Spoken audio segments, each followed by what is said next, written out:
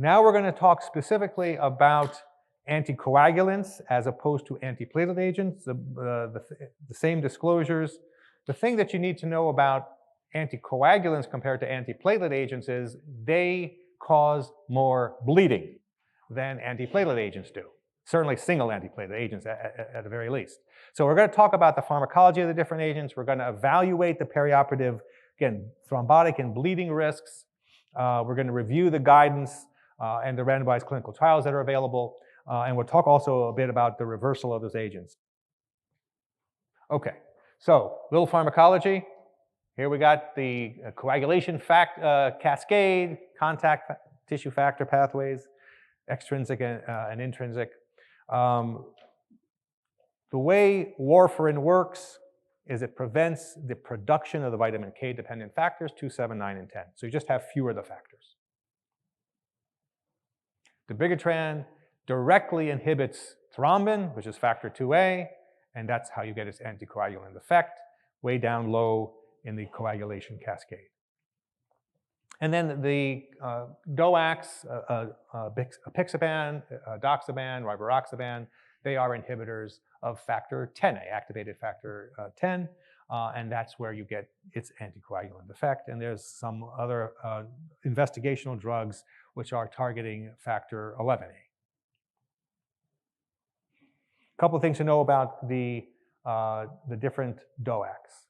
So compared to warfarin, of course, you know that the peak effect is essentially immediately after you dose the drug, right? You essentially get the pharmacological action, you inhibit those factors. They all have some degree of renal clearance. Dabigatran is by far the most renally cleared, and so therefore its half-life is extended quite substantively in patients who have renal dysfunction. The others have much less renal clearance, and particularly apixaban has the lowest renal clearance, and that is why apixaban can be used in patients who have renal failure. Monitoring and reversal. So as you, again, know, the DOACs do not require monitoring. There are specific tests that you could get, but it's not needed. As you know, vitamin K antagonists are warfarin are monitored through the INR. And the time from the last dose to normalization is pretty quick with all of the DOACs because their half-lives are relatively short, particularly in someone who has normal renal function. It's 1 to 3 days, whereas it takes much longer with warfarin. And reversal can be accomplished with all of these, and we'll talk more about this but they all can be reversed with 4-factor prothrombin complex concentrates, 4-FPCC, and there's a specific agent, andexin alpha, that can be used for the DOACs. Okay, these are the indications for the DOACs. You're getting probably familiar with these. All of the DOACs are FDA approved for the treatment of venous thromboembolism, and they are all approved for prophylaxis in non-valvular atrial fibrillation. 2 agents are also approved for VTE prophylaxis, and that's rivaroxaban and apixaban. And then you see the dosing schedules for them. Important here is that when you're using it for prophylaxis of VTE, the dose is generally half what it is for full anticoagulant dosing for a VTE or for AFib. And we definitely like our DOACs. We like them because they work better than warfarin for non-valvular atrial fibrillation. There's less ischemic stroke, there's less hemorrhagic stroke, there's fewer MIs, and there's less intracardial bleeding, and that's why we much prefer to use DOACs to warfarin in patients with non-valvular AFib. This is some data I thought was interesting. Is rivaroxaban and apixaban the equivalent for non-valvular AFib? There is no direct head-to-head randomized control trial that I am aware of, but the observational data would suggest that apixaban actually is better than rivaroxaban for non-valvular AFib. So how do we manage these agents in patients who's coming for elective surgery? Key is balancing bleeding and thrombotic risks, and that requires individual assessment of the indications for the drug and the surgical procedure. So we want to stop the anticoagulant when the bleeding risk exceeds the thrombotic risk, and we want to continue the agent if the thrombotic risk is higher.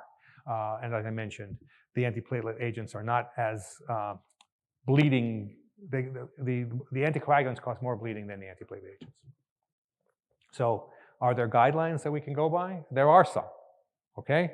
And the one guideline that comes from the AHA just listed, and again, this is very, very important, probably the most important and hardest to implement, is that a multidisciplinary team approach to time-based interruption is recommended, balancing the competing risks of thrombosis and bleeding, okay? And now I know that this isn't how we practice. We just don't, but we should. Okay, and think about that if it's your mom coming for surgery, if it's your sister, if it's your child, how would you want it done? So take the time. And the timing here is dependent upon a number of factors, right? There are patient factors, there are surgical factors, and there's pharmacological factors, which will help you understand when should you stop the drugs. When it comes to assessing thrombotic risk, I mean, there is actually good guidance. We have good information about how to assess thrombotic risk for a number of different conditions. For example, for patients who have chronic AFib, we have the CHADS-VASc score, and we can count up what the risk is, and we can understand, what is the risk over time of a stroke. For prosthetic cardiac valves, we have some information. We know that, for example, that valves that are mechanical are more thrombotic than valves who are bioprosthetic, and we know that the mitral position is more thrombotic than the aortic position. And when it comes to PE and DVT, we know that the more proximate that event is, the more thrombotic you are. So if you just had a PE 2 weeks ago, you're in a more thrombotic state than if you had it 6 months ago. So these are really important. Just so you get a visualization of what the risks are of the CHADS score, if you do the regular CHADS or the CHADS-VASc, you can see that you add up the points, and the risk then increases. I like the CHADS-VASc too, which most people are using. And you see the risk kind of mimics, to some degree, the percent risk per year kind of mimics what the number is. And anyone who has a CHADS-VASc really more than 0, is someone who 1% or more, we're anticoagulating. Again, unless the risk of that patient is particularly high for bleeding. In assessing our risks perioperatively, this is my table. There are other tables you can look at. I break it into the low risk of thrombosis, moderate risk, high risk, and very high risk based upon these annualized risks, 0 to 3%, 3 to 5%, 5 to 10%, and greater than 10%. And then you can see, again, how you can break down the risk categories. You can use 3 categories if you want to be less granular, but you need to have some way of thinking about what is my risk of having a thrombosis, and there are reasonable ways of doing this. When it comes to the thrombotic side of things, we can reasonably calculate what the annual risk is. And it's important when you think about this. This is the annual risk of a thrombotic event. When we're talking about withdrawing antiplatelet therapy or anticoagulant therapy, and here we're talking about anticoagulants, we're hoping to do this for a very short period of time. Hopefully, right? So if the risk is, let's say, 10% in 1 year, what is the risk in 7 days? Obviously much lower, right? You just don't have as much opportunity to have a stroke. I can't tell you it's exactly if 1 day is 1/365th of that risk, but it's not probably orders of magnitude off of that. It's going to be something in that ballpark for 1 day. When it comes to bleeding what's the bleeding risk for the patient? When we think about patient factors, again, we have scores. A number of different scoring systems, you've seen them, and none of them are perfect. There's a has-bled score, which is used. There are others. A number of clinical factors you can look at and say, what's their bleeding risk? And it can help us in the long term to understand, should we anticoagulate and how much should we anticoagulate someone who has a chronic medical condition. Doesn't really help us, I don't think, too much in the perioperative space. When it comes to bleeding risk surgically, what we have is we understand that different surgical procedures have different risks. Again, intuitively, we understand if you're having an intracranial procedure, the risk is really, really high. If you're having a skin procedure, it's really, really low. And then you have these other procedures that are moderate risk to low risk or high risk. And here is a relative perspective. From my perspective, if I'm having orthopedic surgery, I'm in the low to moderate risk. I'm sure an orthopedist doesn't agree with me. Okay, but I'm comparing it to my perspective of taking care of cardiac surgical patients who bleed to death on the table. Okay, and so I don't, it's not for me to tell you what the risk is, but there's gradations of risk. And they're not quite the same. By the way, my dad was an orthopedic surgeon. I love orthopedic surgeons. I just wanted that disclaimer. What does make me sad, though, is that in all the time I've been doing this, we haven't really come up with a way to assess in an objective way, what's your risk of bleeding from surgery? And when I talk about bleeding risk, it's not just, am I going to have more blood in the canister? That the patient doesn't care about that, and we shouldn't either. We have to be able to figure out if the patient is going to have some clinical sequela, and what is that clinical sequela, and what is the clinical sequela of that bleeding compared to the thrombotic risk, which they are now being exposed to. So there are risk calculators for bleeding, but they really are saying whether you're going to need a transfusion, which is completely something different, and that's more based upon your hemoglobin. And we just don't have great risks, so we're left with just the way it is. We're left with bleeding risk is whatever the interventionalist says it is. So what's the decision tree we have with anticoagulants? So the first question that we have to ask is, should we stop it? And if the bleeding risk is more than minor, we probably are going to need to do that. We'll get to that. If I stop it, when should I stop it? We have to do that to know. We have to assess the pharmacology of the agent. Should we bridge? We'll get to that. If we do stop it, should we bridge? And then which bridging regimen should we use if we're going to do so? And then finally, and perhaps the most vexing problem in my opinion is, when would we restart? When would we restart? So, should I stop the anticoagulation before surgery?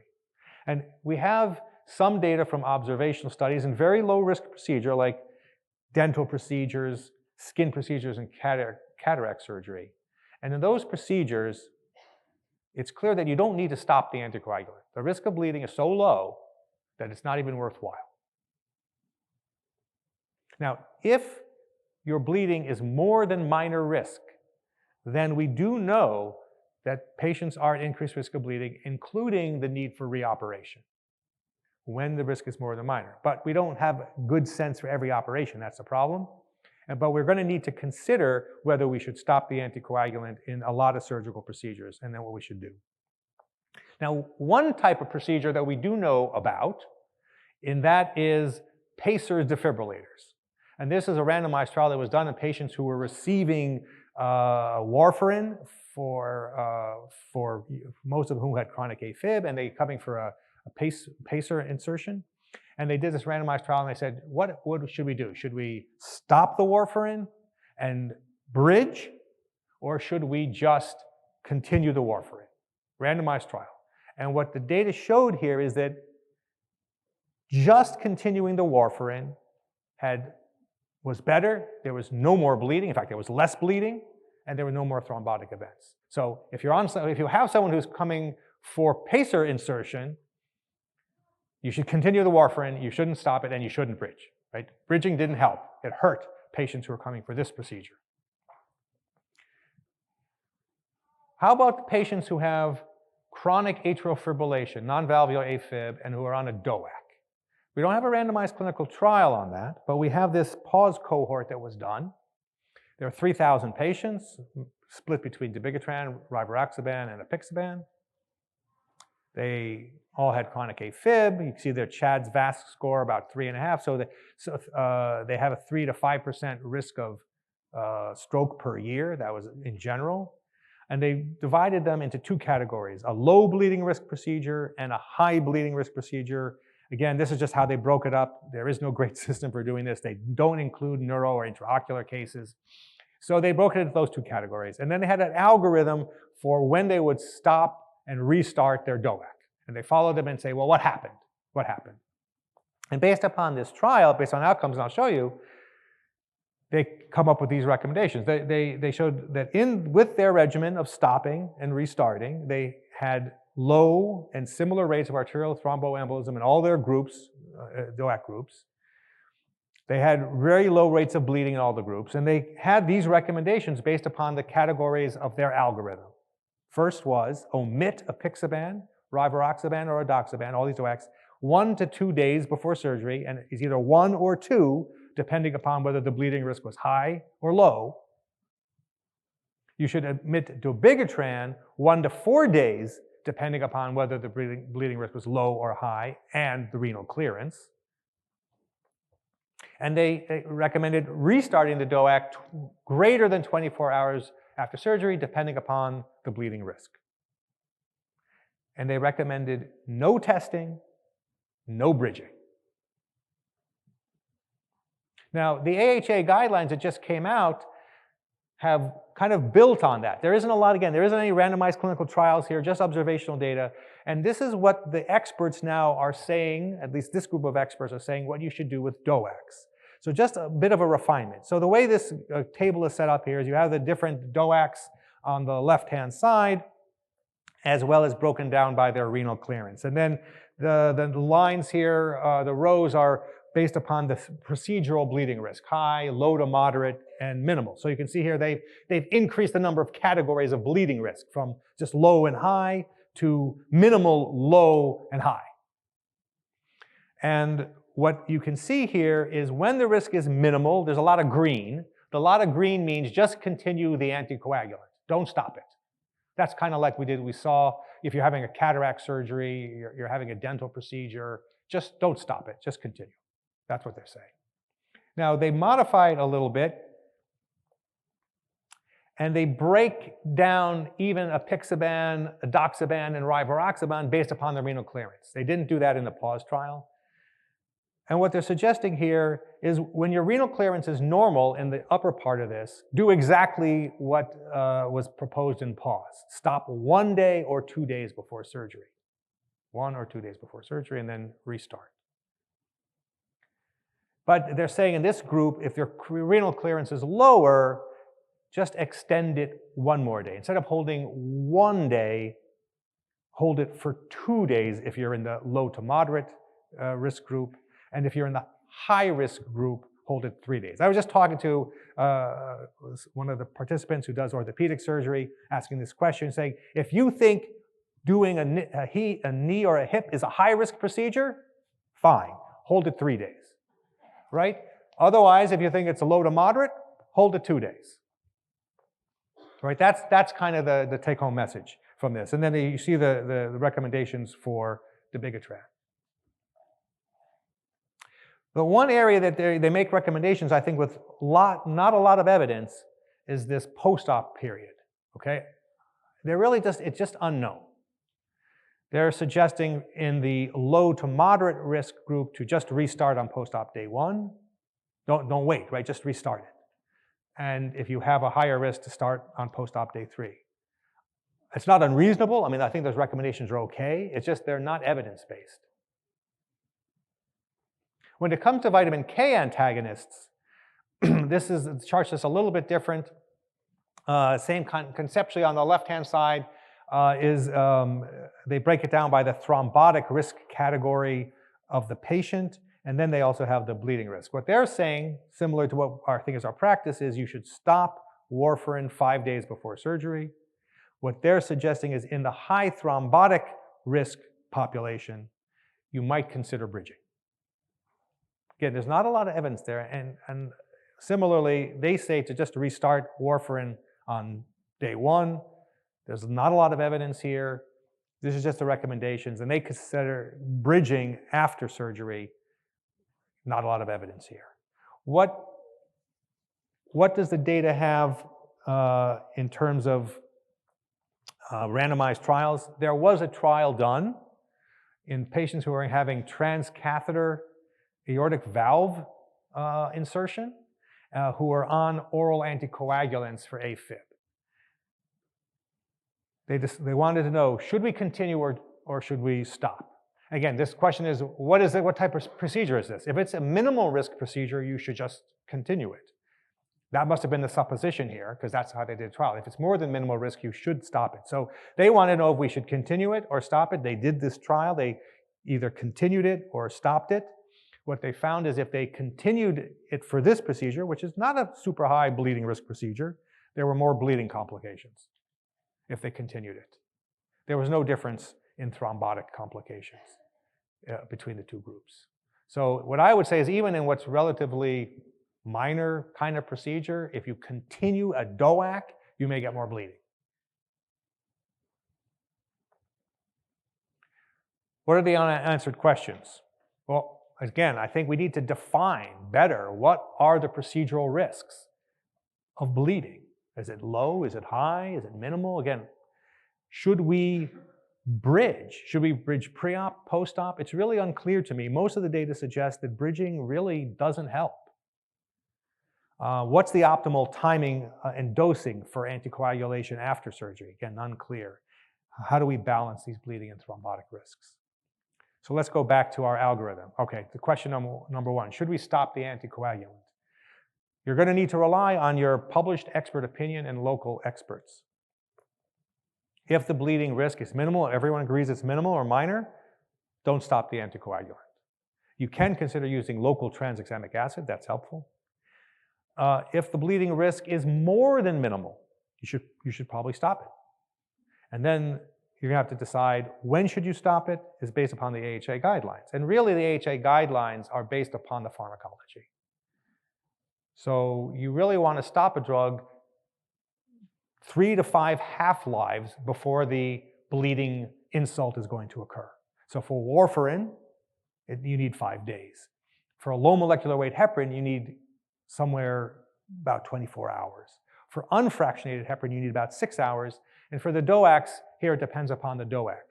For dapiglutide, which has that longest half-life, you need somewhere between 2 and 5 days. And for rivaroxaban, apixaban, and edoxaban, you need somewhere between 1 and 3 days. You shouldn't need longer than that in anybody. But you're going to adjusting based upon the renal clearance and the risk of bleeding. Now, should I bridge? Now, this is, again, guidelines that came from AHA. They're saying that if you're having non-cardiac surgery and you're on a vitamin K antagonist, like, for example, warfarin, they're suggesting that parenteral heparin can be effective. There really isn't a lot of data on this that says that it's true. It is our practice, and I'm not disputing it. I'm just saying that there isn't a lot of objective data to say that that's true. The data that we have is, at least in some conditions, bridging increases your bleeding risk without reducing your thrombotic risk. And then they go on to say that routine bridging is not recommended. I certainly would agree with that. You shouldn't be bridging. I mean, if you're bridging people, you really should be bridging those patients who are at the highest risk of thrombosis, who are going to be without anticoagulation for a long time, or substantial period of time where the risk is substantive. So, bridging considerations. Really base it upon the thrombotic risk. If someone has more than 10% of risk a year, so now you have a mitral valve, mechanical mitral valve with chronic AFib, okay? Certainly, if you're thinking about bridging anybody, that's someone reasonable to consider bridging. And less than that, you'll have to think more closely about if you want to do it. Those patients who are on warfarin are the ones who are worth bridging, right? And those are the ones who are on the highest thrombotic risk, right? If you have a mechanical mitral valve and AFib, you're on warfarin, you're not on a DOAC.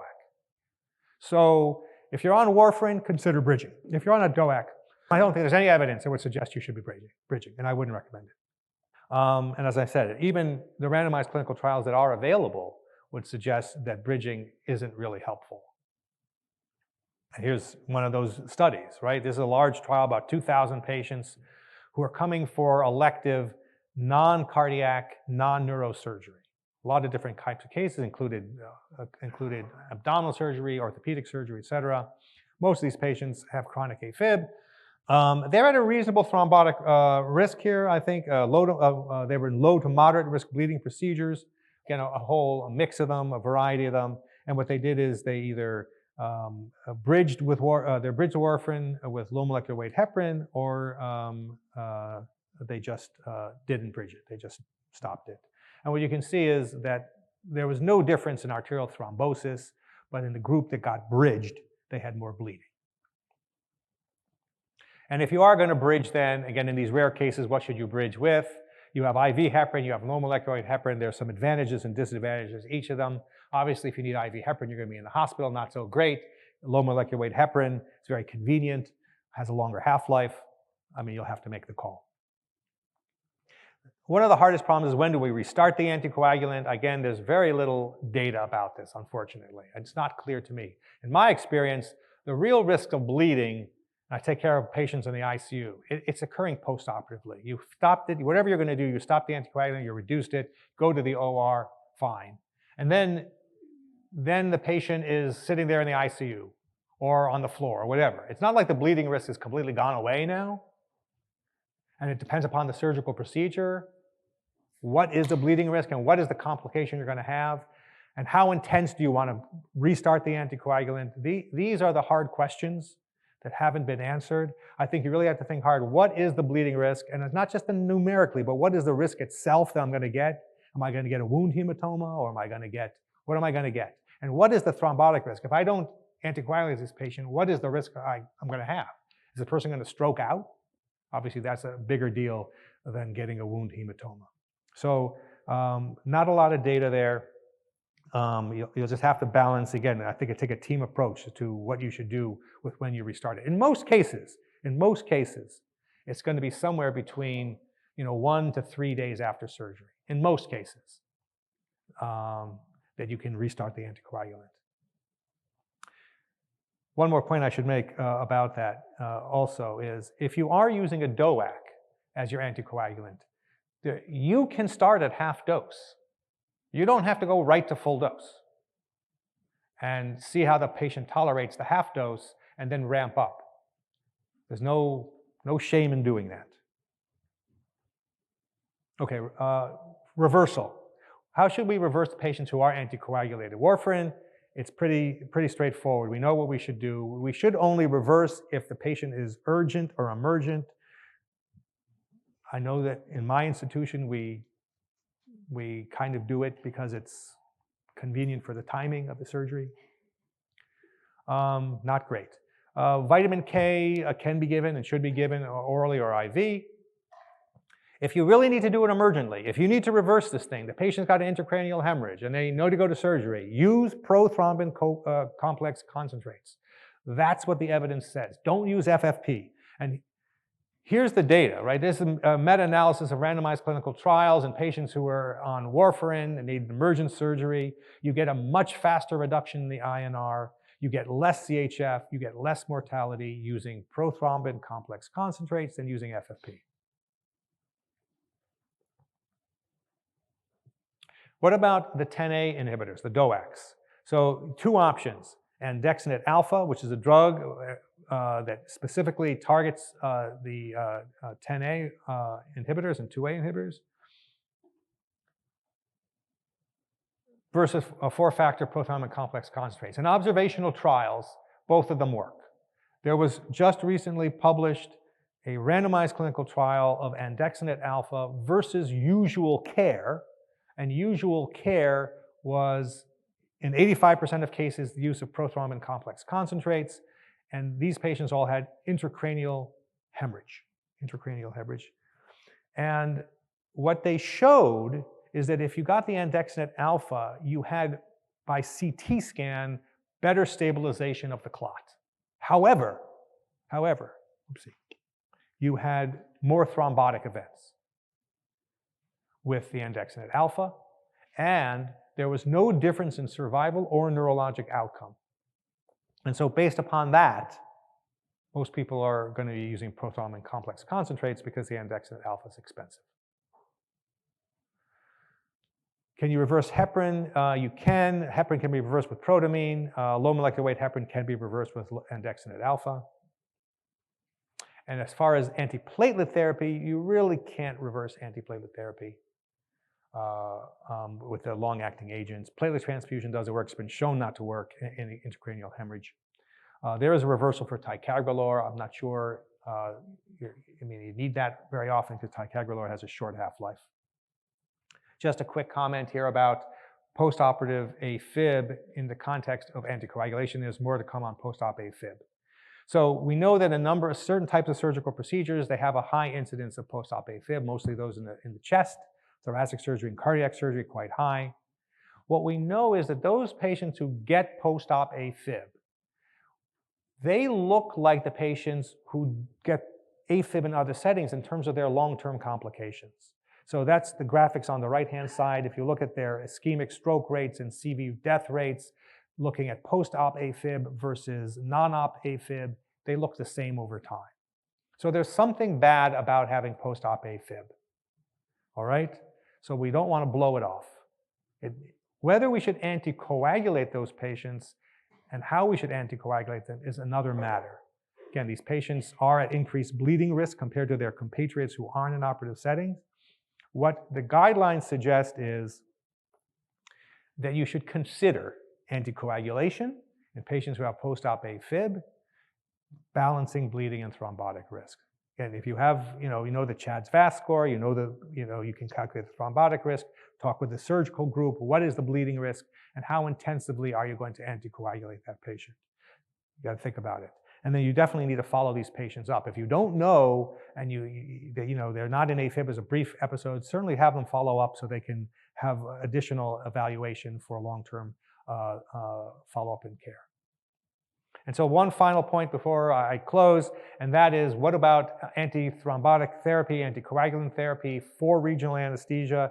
Here what the ASRA guidelines say, I think they're very conservative, more conservative than some of the other guidelines I just shared with you are. And I will say that there really is very little evidence, no evidence, that withdrawing antiplatelet or antithrombotic therapy solely for the purpose of doing regional anesthesia is wise. If they're going to have it withdrawn anyway, that's fine, but don't withdraw it just to do a regional procedure. And that's it. Thanks so much.